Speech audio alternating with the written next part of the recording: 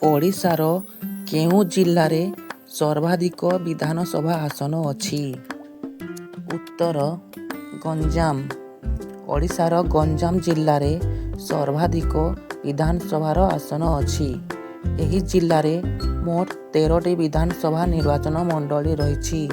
ଆୟତନ ଅନୁସାରେ କେଉଁ ଜିଲ୍ଲା ଓଡ଼ିଶାର କ୍ଷୁଦ୍ରତମ ଜିଲ୍ଲା? ଉତ୍ତର ଜଗତସିଂହପୁର।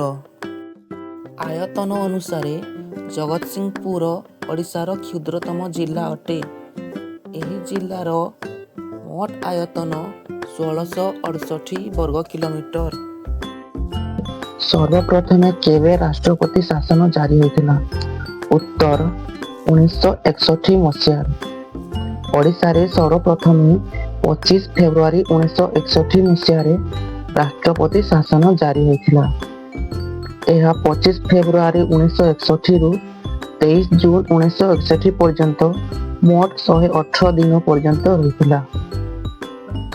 ଓଡ଼ିଶାର ପ୍ରଥମ ମହିଳା ମୁଖ୍ୟମନ୍ତ୍ରୀଙ୍କ ନାମ କ'ଣ? ଉତ୍ତର ନନ୍ଦିନୀ ଶତପଥୀ।